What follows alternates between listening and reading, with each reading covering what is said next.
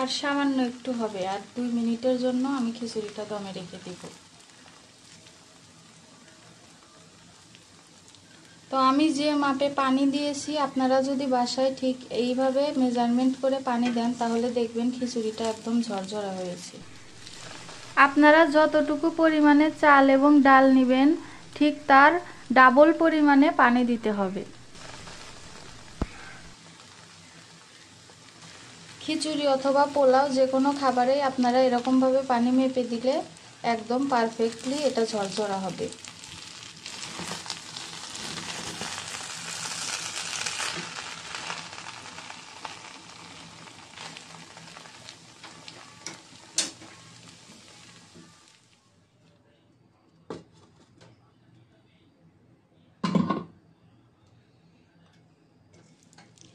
আমার খিচুড়িটা হয়ে গিয়েছে, দেখতেই পাচ্ছেন একদম ঝরঝরে পারফেক্ট একটা খিচুড়ি হয়েছে এটা।